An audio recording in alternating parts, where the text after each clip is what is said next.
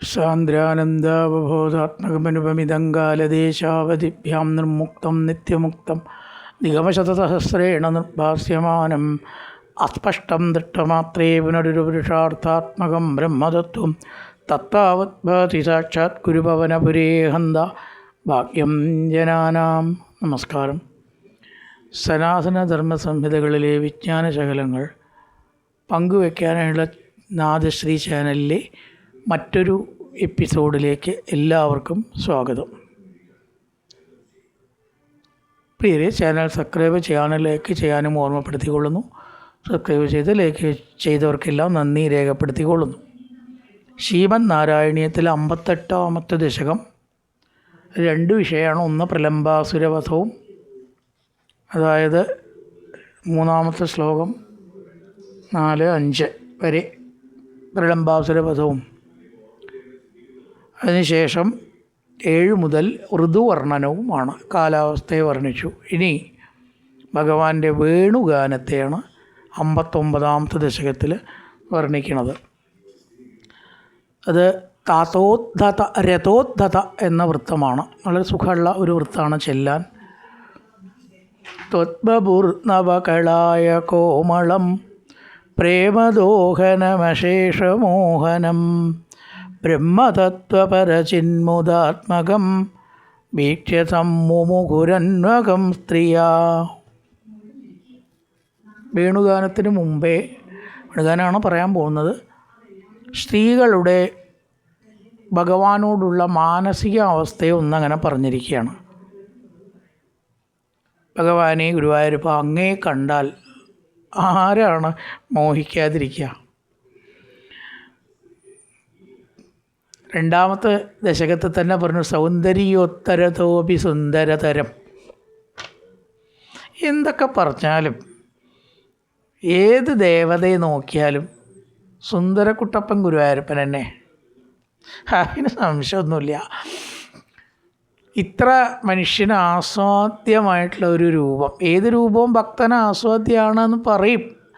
എങ്കിലും കുറേയും കൂടി സാധാരണക്കാർക്ക് ആസ്വാദ്യമായിട്ടുള്ള മനോഹരമായിട്ടുള്ള സർവാലങ്കാരഭൂഷിതനായി മഞ്ഞപ്പട്ടു കൊടുത്ത് പുഞ്ചിരിച്ചവിടെ നിന്നാൽ ഏതൊരാളുടെ മനസ്സാണ് ഹരിക്കപ്പെടാതിരിക്കുക? അത് കൃഷ്ണന് പ്രത്യേകതയുണ്ട്, പറയാതിരിക്കാൻ പറ്റുമോ? അതാണ് ഇവിടെ പറഞ്ഞത്. നവകളായ കോമളം, കളായ കുസുമം എന്ന് പറഞ്ഞിട്ടുള്ള നീല നിറത്തിലുള്ള പുഷ്പം, കായാമ്പൂ നീല നിറം, ഒരു മിന്നണ നിറമൊക്കെയാണെന്നാണ്. അതിസുന്ദരമായിട്ടുള്ള നീല തന്നെ പലതരത്തിലും ഉണ്ട് കേട്ടോ. ആകാശത്തെ നീല, കടുന്നീല, ഇല്ല ഇംഗ്ലീഷിൽ പറയുന്ന നേവി ബ്ലൂ, പലതരത്തിലുള്ള നീലകളില്ലേ, എത്ര നീലയുണ്ട്. അതിൽ കായാമ്പൂവിൻ്റെ നീലയാണ് ഭഗവാന്റെ നീല. ഒന്നിങ്ങനെ കറുപ്പ് കലർന്ന ചെറിയൊരു മിന്നലും, കറുപ്പ് വളരെ ഭംഗിയുള്ള വസ്തുവാണ് എന്നും കൂടി ഭഗവാൻ ഇതിൽ കൂടെ കാണിച്ചു എന്നാണ്. കറുത്തവരാരും ദുഃഖിക്കേണ്ട ആവശ്യമില്ല. എന്നുവെച്ചാൽ കൃഷ്ണനെ ആരെങ്കിലും ഇഷ്ടപ്പെടുമോ? അപ്പം നവകളായ കോമളം, നവകളായ കുസുമത്തിനെ പോലെ, കായാമ്പൂ പോലെ കോമളവും. പിന്നെന്താ പ്രത്യേകത? പ്രേമദോഹനം, ദേഹമല്ലാട്ടോ ദോഹനം, കറക്കുക. സ്നേഹം ഇങ്ങനെ കറന്നെടുക്കാൻ പറ്റും എന്ന് തോന്നും. സ്നേഹത്തിൻ്റെ ഒരു മൂർത്തിമത് ഭാവം. ഈ കൈതച്ചക്കയുടെ ജ്യൂസ് കുടിക്കുമ്പോൾ കൈതച്ചക്ക ഇങ്ങനെ തിന്നുകയാണ്, വായയിൽ കൂടെ ഇങ്ങനെ പോവുകയാണെന്ന് തോന്നുന്നില്ലേ? കാരണം അതിൻ്റെ സത്താണ് ജ്യൂസായിട്ട് പോകുന്നത്. ഏതായാലും അത് മാംഗോ ആവട്ടെ, കൈതച്ചക്ക ആവട്ടെ, വേറെ അതുപോലെ ആ സത്ത് മുഴുവനെ ആസ്വാദ്യമായിട്ടുള്ള വിധത്തിൽ പ്രേമദോഹനം, അനായാസേന കറന്നെടുക്കാവുന്നത്. ചിലർക്ക് സ്നേഹം ഉണ്ടാവും, അത് ചിലർക്ക് കൊടുക്കുള്ളൂ. റിസർവേഷൻ ഉണ്ടാവും. അവർ വിചാരിക്കണ വിധത്തിൽ, അവർ വിചാരിക്കണ സമയത്ത്, അവർ വിചാരിക്കണോർക്ക് ഇങ്ങനെയൊക്കെ ഉണ്ട് സ്നേഹത്തിന്. ഇല്ല, അങ്ങനെയൊക്കെ ഉണ്ട്, അങ്ങനെ കൊടുക്കാൻ പറ്റുള്ളൂ. എല്ലാവർക്കും ഒരുപോലെ സ്നേഹിക്കാൻ പറ്റുമോ? പക്ഷെ ഭഗവാൻ അങ്ങനെ ഇല്ല എന്നാണ്.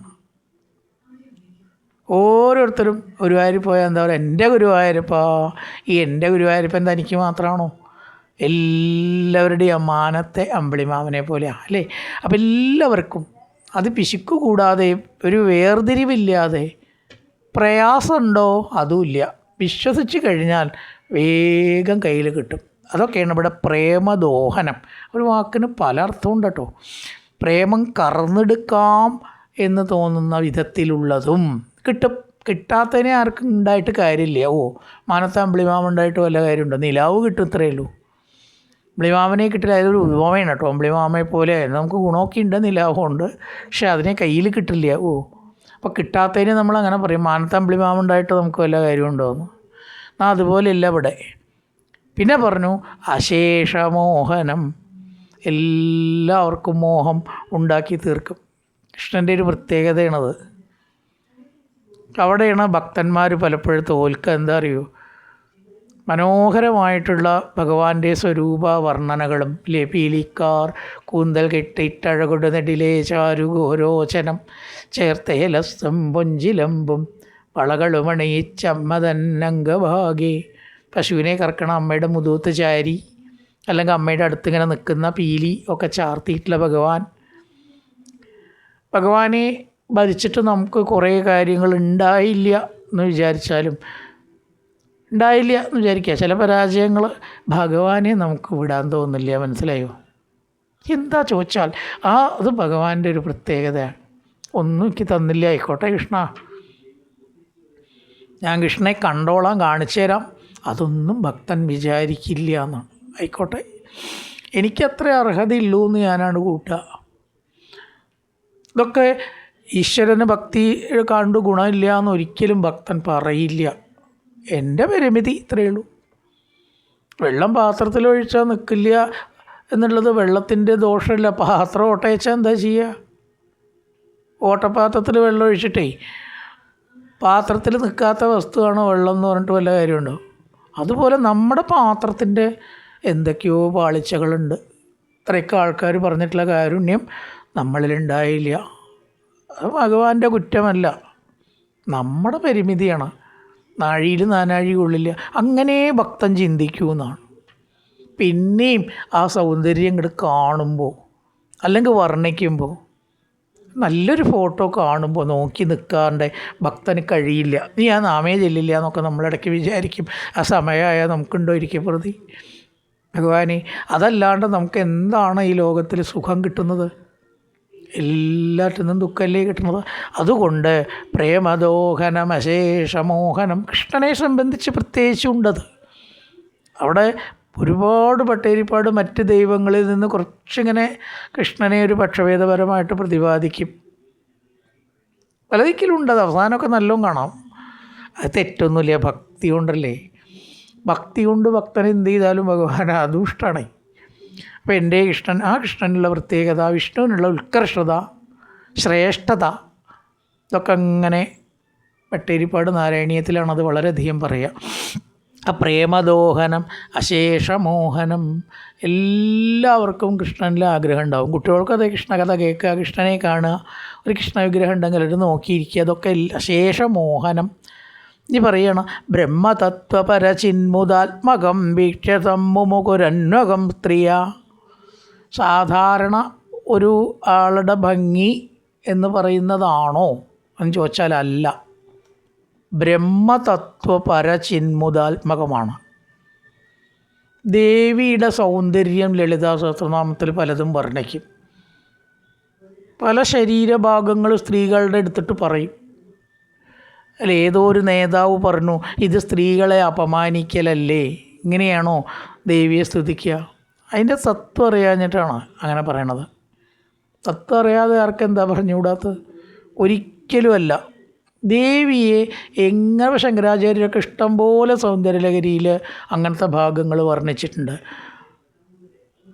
അതെന്തുകൊണ്ടാണെന്ന് ചോദിച്ചാൽ, സ്ത്രീക്ക് സ്ത്രീയുടെ സൗന്ദര്യം, പുരുഷന് പുരുഷൻ്റെ പേഴ്സണാലിറ്റി, വ്യക്തിത്വം, ഹാൻസം എന്നാണ് പറയുക. ഇംഗ്ലീഷിൽ പറയുമ്പോൾ പുരുഷനെ ഹാൻസം, സ്ത്രീകൾ ബ്യൂട്ടിഫുൾ. അപ്പം ദേവിയെ വർണ്ണിക്കുമ്പോൾ അങ്ങനെയല്ലേ വർണ്ണിക്കാൻ പറ്റുള്ളൂ. പക്ഷെ അത് വർണ്ണന കേൾക്കുമ്പോൾ ദേവിയിൽ വേറൊരു ഭാവം നമുക്ക് വരാറുണ്ടോ? ഒരിക്കലുമില്ല. ലളിതാ സഹസ്രനാമം ചെല്ലുമ്പോൾ ദേവിയുടെ ഭക്തിരസപ്രധാനമായിട്ടുള്ള രൂപത്തിലാണ് ആ രീതിയിലേ നമുക്ക് ദേവിയെ കാണാൻ പറ്റൂ. മറ്റൊരു തരത്തിൽ വരുമോ നമ്മുടെ മനസ്സിൽ? വരില്ല. പാപികൾക്ക് വരും കേട്ടോ. മഹിഷാസുരന് വന്നു, മഹിഷാസുരന് ദേവിയായിട്ട് രമിക്കണം എന്നൊക്കെ ഉണ്ടായി. അങ്ങനത്തെ പാപികൾക്കല്ലാതെ ഒരിക്കലും ഒരു ദേവിയുടെ ഫോട്ടോ, ഒരു ലക്ഷ്മിയുടെ ഫോട്ടോ, ഒരു ദുർഗയുടെ ഫോട്ടോ കണ്ടാൽ മറ്റൊരു ഭാവം ചിന്തിക്കാൻ കഴിയില്ല. എന്താ കാരണം? ബ്രഹ്മതത്വപര ചിന്മുദാത്മകം, സംസാരത്തിൽ നിന്ന് തന്നെ നമ്മളെ രക്ഷിക്കുന്ന ആളാണ് ദേവി അല്ലെങ്കിൽ ഭഗവാൻ. പിന്നെ സംസാരത്തിലേക്ക് താഴ്ത്തണ ചിന്ത വരുമോ? ഒരിക്കലുമില്ല. അതാണ് ബ്രഹ്മതത്വപര ചിന്മുദാത്മകം. സാധാരണ സൗന്ദര്യമല്ല കേട്ടോ അത്. വീക്ഷ്യ, അത് കണ്ടിട്ട് സമ്മുമുഖുരന്വകം സ്ത്രീ, ആ സ്ത്രീകൾ വളരെയേറെ മോഹത്തിൽ വീണു.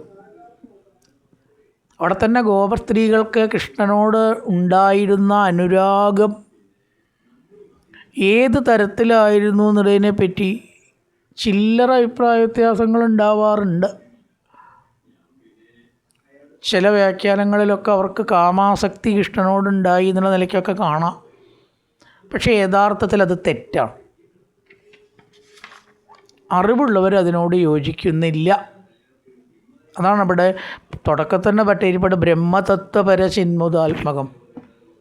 ബ്രഹ്മാനന്ദം കൊടുക്കുന്നവനും ചിത് സ്വരൂപത്തിലുള്ള ആനന്ദം തരുന്നവനിലും എങ്ങനെ കാമാസക്തി ഉണ്ടാവും? അത് രണ്ടും കൂടി യോജിക്കുമോ? കാമാസക്തി എന്ന് പറഞ്ഞാൽ പ്രപഞ്ച ചിന്തയാണ് അല്ലേ? ബ്രഹ്മതത്വപര ചിന്മുദാത്മകം എന്ന് പറഞ്ഞാൽ പരമജ്ഞാനമാണ്. അതുകൊണ്ട് ഈ കൃഷ്ണനിലെ ഗോപസ്ത്രീകൾക്ക് ഉണ്ടായിരിക്കുന്നത് പ്രാപഞ്ചികമായിട്ടുള്ള വാസനയല്ല തന്നെ. അതുതന്നെയാണ് ശരിക്കുള്ള അഭിപ്രായം. ഞങ്ങളൊക്കെ അതിനോട് യോജിക്കുന്നവരാണ്.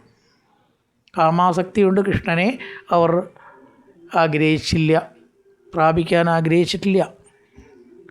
കാണപ്പെട്ട് ബ്രഹ്മതത്വ വീക്ഷ്യ സമ്മുമുഖുരന്വകം സ്ത്രീയ, ആ സ്ത്രീകൾ, ഗോപസ്ത്രീകൾ കൃഷ്ണനെ കണ്ട് വളരെയേറെ ആഗ്രഹിച്ചു. ഏത് തരത്തിൽ? ബ്രഹ്മാനന്ദത്തിൽ ലയിക്കാനായിട്ട്, പ്രപഞ്ചത്തെ മറക്കുവാനായിട്ട്, അവിടെ പ്രപഞ്ച സുഖം അനുഭവിക്കാനല്ല. ഒന്ന് നോക്കൂ, രാസക്രിയയിലത്തെ ശ്ലോകങ്ങളൊക്കെ വർണ്ണിച്ച കൃഷ്ണനെ ലോകകാര്യങ്ങൾ ചോദിച്ചിട്ടുള്ളത് എവിടെയാണ്? ഗോപസ്ത്രീകൾ എവിടെയെങ്കിലും ഒരു ലോകകാര്യത്തെ അവർ സ്മരിക്കുന്നുണ്ടോ? രാസക്രിയുടെ ശരിക്കും വെച്ചാൽ വായിച്ചാൽ പോരാ, കേട്ടാൽ പോരാ, പഠിക്കണം. രാസക്രിയുടെ വായിച്ചാൽ പോരാ, കേട്ടാൽ പോരാ, പഠിക്കുക വേണം. അത് നമുക്ക് മനസ്സിലാവും. ഒരു ലോകസുഖവും, എല്ലാ ലോകസുഖവും വിട്ട് അങ്ങയെ ആശ്രയിച്ചവരാണ് ഞങ്ങൾ പറയേണ്ടവർ. വ്യക്തമായിട്ട് ശ്ലോകമുണ്ട്. അതുകൊണ്ടത് ബ്രഹ്മതത്വപര ചിന്മുദാത്മകം വീക്ഷ്യ, ബ്രഹ്മാനന്ദപ്രകാരത്തിലുള്ള ചിത് സ്വരൂപത്തിലുള്ള അങ്ങയെ കണ്ടിട്ട് ആ സ്ത്രീകൾ മോഹിച്ചു, ലോകകാര്യങ്ങളിൽ നിന്ന് വിട്ടു. അങ്ങനത്തെ മോഹമാണ്. ഭഗവാനെ മോഹിക്കാമല്ലോ, അതിലെന്താ തെറ്റ്? അങ്ങനെ അവർ ഭഗവാനെ കിട്ടാൻ ദേവിയെ സ്മരിക്കുകയാണ്. ഭാഗവതവും നാരായണിയും ഒക്കെ ദേവിയെയും കൃഷ്ണനെയും ശിവനെയും കൂട്ടി യോജിപ്പിച്ചിട്ടാണ് പറയുക. ഒന്നും പരസ്പര വിരുദ്ധമല്ല, ഒക്കെ കോംപ്ലിമെൻ്ററിയാണ്. ആ ദേവീ ഭജനം കാത്യായനി വ്രതമാണ്. ഇവിടുന്ന് അങ്ങോട്ട് ഇതിൽ പറയണത് വേണുഗാനം ഉണ്ട്, കാത്യായനി വ്രതമുണ്ട്. വേണുഗാനത്തിനെ പറ്റി ഇനിയും പറയും. രഥോത്ഥത എന്നാണ് ഈ വൃത്തത്തിൻ്റെ പേര്. അപ്പോൾ കാത്യായനി വ്രതം ശരിക്കും വരച്ചാൽ അടുത്ത ദശകത്തിലാട്ടോ, 60ാമത്തെ ദശകത്തിലേ വരുള്ളൂ. ഇതിൻ്റെ കൂട്ടത്തിൽ തന്നെ വരേണ്ടതുണ്ട് അല്ലേ? ഇതിനെ അതെ, കാത്യായനി വ്രതം ഇതിൻ്റെ അവസാന ഭാഗത്ത് വരും. ഈ ദശകത്തിൻ്റെ അവസാന ഭാഗത്ത് ആദ്യം അവർ വേണുഗാനത്തിൻ്റെ മാഹാത്മ്യമാണ് വർണ്ണിക്കുന്നത്. ത്വത്ബപുർ തൊത് പ്ലസ് വബു ആണ്.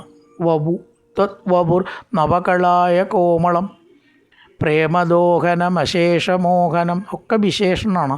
ബ്രഹ്മതത്വപര ചിന്മുദാത്മകം നവകളായ കോമളം പ്രേമദോഹനം അശേഷമോഹനം ബ്രഹ്മതത്വപര ചിന്മുദാത്മകം തത് ബഭൂ വീക്ഷ്യ സ്ത്രീയ സമൂഹു. ഇത്തരത്തിലുള്ള ശരീരം കണ്ട് സ്ത്രീകൾ വളരെയേറെ മോഹിച്ചു. എല്ലാവർക്കും ശുഭദിനാശംസകൾ ഓടുകൂടി നിർത്തുന്നു. നമസ്കാരം.